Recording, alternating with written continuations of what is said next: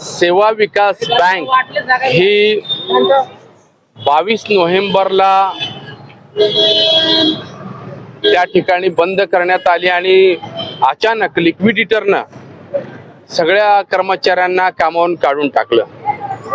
आज या गोष्टीला 3 वर्ष झाली आणि हे सर्व कर्मचारी सप्टेंबर महिन्यामध्ये सप्टेंबर 2025ला राष्ट्रीय श्रमिक आघाडीकडे आले, आमच्या संघटनेकडे, आणि त्यांनी त्यांची व्यथा मांडली की आम्हाला 60,000, 50,000, 70,000 असे पगार होते.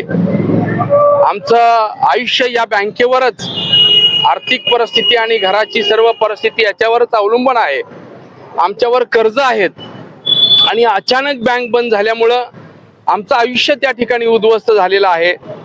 तर त्या अनुषंगानं ही बँक जी बंद करण्यात आली ती क्लोजर करताना आणि कामगारांना, कर्मचाऱ्यांना कामावून काढताना महाराष्ट्र शासनाची परवानगी त्यांनी घ्यायला पाहिजे होती. ती परवानगी घेतली नसल्याचं आमच्या निदर्शनास आलं. मग राष्ट्रीय श्रमिक आघाडीच्या वतीनं आम्ही कामगार आयुक्त कार्यालय पुणे येथे याचिका दाखल केली आणि तक्रार नोंदवली की अशा पद्धतीनं लिक्विडिटर यांना अधिकार नाही कामगारांना कामावून काढण्याचे आणि बँक बंद करण्याचे. जरी लायसन RBIनं रद्द केला असेल तरी शासनाची परवानगी मिळेपर्यंत त्यांना हे करता येत नाही. परंतु या लिक्विडिटरनं स्वतःच्या स्वाक्षरीनं 3 वर्ष झाली कर्मचाऱ्यांना काढून टाकलेलं आहे, पगार नाही. त्यामुळे एका कर्मचाऱ्याने आत्महत्या केल्याचं त्याच्या फॅमिलीनं आम्हाला सांगितलं. एकानं हार्ट अटॅकनं मृत्यू झाला, अशी अवस्था झाली. आणि मग ज्यावेळेस आम्ही दिवाळीपर्यंत कर्मचाऱ्यांना त्यांनी सांगितलं, कारण 3 वर्ष आश्वासन देत होते की तुम्हाला काही नाही काही VRSच्या रूपानं सेटलमेंट आम्ही करू, काहीतरी रक्कम आम्ही तुम्हाला देऊ. पण 3 वर्ष लिक्विडिटर हे झुलवत ठेवत होते. आणि आता मात्र दिवाळीमध्ये सगळ्यांना पैसे देतो म्हटले, परंतु त्यांनी रिट्रेंचमेंटचे किंवा बाकी काही पैसे त्यांचे देणं होतं ते फक्त ग्रॅज्युटीचे दिले, बाकी काही पैसे दिले नसल्यामुळं VRSची पण रक्कम दिली नाही. त्यामुळं आम्ही दिवाळीत देतो म्हटले, दिवाळीत न दिल्यामुळं त्या ठिकाणी आम्ही लेबर कमिशनरकडे अपील केलं. लेबर कमिशनरांनी त्यांना 2 वेळा तारखेला बोलवलं. दोन्ही वेळेला येऊनही पत्र येऊनही लिक्विडिटर उपस्थित राहिले नाही आणि सर्व शहानिशा केली. त्यांनी लेबर कमिशनरकडे अर्ज केलाय का क्लोजरचा आणि कामगारांना कपात करण्याचा, तर असं शासनाच्या निदर्शनास आलं की ह्यांनी कुठल्याही प्रकारचा त्या ठिकाणी अर्ज केलेला नाही. परवानगी न घेता 200 कामगारांना काढून टाकलेलं आहे. मग ताबडतोब त्यांनी लेटर दिलं 13/12/2025ला की ह्या सर्व कर्मचाऱ्यांना कामावर घ्यावं म्हणून. सर्व कर्मचाऱ्यांना मी स्वतः कामावर हजर करून 13/11/2025ला आम्ही स्वतः सर्व कर्मचाऱ्यांना हजर करून घ्यायला या ठिकाणी आलो. लिक्विडिटर दादासाहेब काळे हे आम्हाला भेटले. त्यांना आम्ही ते पत्र दिलं की आम्हाला गव्हर्नमेंटनी कामावर हजर करून घ्यायला सांगितलेलं आहे. ते पत्र त्यांनी घेतलं. सर्व कर्मचाऱ्यांनी जॉईनिंग रिपोर्ट दिले.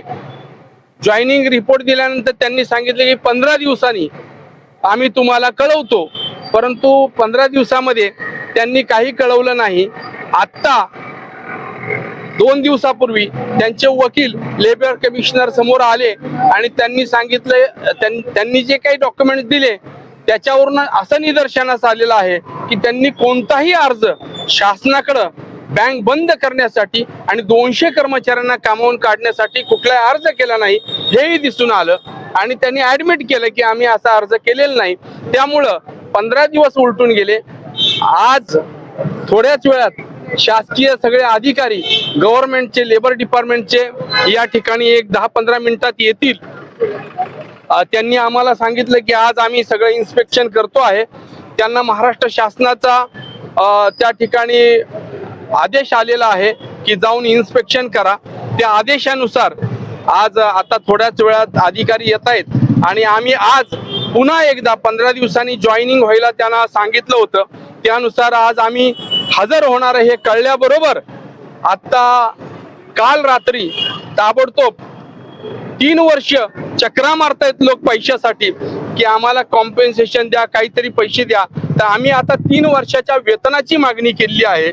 सरकारने आमची मागणी मान्य केली आहे की 3 वर्षाचं वेतन द्या, कारण तुम्ही कुठलीही परवानगी न घेता शासनाची या लोकांना काढलंय कामावून, यांना 3 वर्षाचा पगार द्या.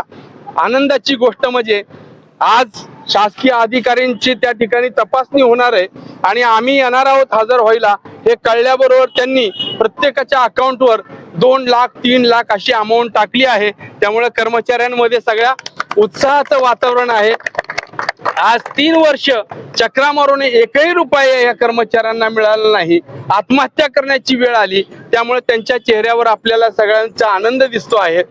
आता लवकरच 3 वर्षाचं पेमेंट जे आहे ते त्या ठिकाणी त्यांना द्यावं लागणार आहे आणि या कर्मचाऱ्यांना कामावर देखील घ्यावं लागणार आहे. आता ही बँक बंद करण्याचा अधिकार लिक्विडिटरना नसताना देखील त्यांनी बंद केली आहे.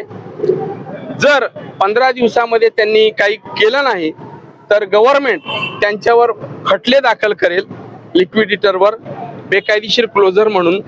जी एक प्रोसिजर आहे ती पूर्ण होताच जर नाही घेतलं तर आम्ही मुंबई उच्च न्यायालयामध्ये धाव घेणार आहोत. आता थोड्याच वेळात अधिकारी येतील, आपण त्यांच्याशी सुद्धा बोलू शकता. आपण मागे सर्व पत्रकार बांधवांनी जे सहकार्य केलं आणि सगळ्या या विषयाला गांभीर्याने घेतलं, त्यामुळेच आज सगळ्या कर्मचाऱ्यांच्या खात्यावर पैसे पडलेले आहेत. सरकारनं सुद्धा दखल घेतलेली आहे असं मला म्हणायचंय. सर्व शहरातल्या 1 लाख ग्राहकांचं या ठिकाणी कल्याण होणार आहे. ही बँक इथल्या जवळपास 8,000 व्यापाऱ्यांशी जुडलेली आहे. ज्या व्यापाऱ्यांच्या कष्टातून ही बँक उभी राहिलेली आहे, पुन्हा एकाच्या कष्टातून नाही. त्यामुळं व्यापाऱ्यांमध्ये सुद्धा आनंद आहे आणि आपल्याला सांगायला आनंद वाटतो, रविवारी 7 तारखेला जनरल बॉडी सर्वसाधारण सभा हे सभासदांनी देखील बोलवलेली आहे. बँक सुरू करण्याचा ठराव देखील होत आहे. इलिगली क्लोजरचे एकदा आज इन्स्पेक्शन झाल्यानंतर त्यांना तो रिपोर्ट देतील बँकेला आणि तो दिल्यानंतर त्या जेवढे 3 वर्षाचा पगार आहे त्याच्यावरती 9% व्याजासकट पगार त्यांना द्यावा लागणार आहे. यशवंतभाऊ आगे बढ़ो, यशवंतभाऊ भोसले आगे बढ़ो. आज तक्रारीच्या अनुषंगाने माननीय कामगार आयुक्त कार्यालयाकडून आपल्याला इथे निरीक्षण पारित करण्यासाठी सांगितलेले होते. त्या अनुषंगाने आपण इथे निरीक्षण पारित केलेले आहे. आम्ही आमची कारवाई केलेली आहे व कायद्यान्वये सदर बँकेला 7 दिवसांची मुदत देऊन त्यांनी त्याबाबतचे दस्तऐवज आमच्या कार्यालयात उपलब्ध करून द्यावे असं त्यांना सांगितलेलं आहे.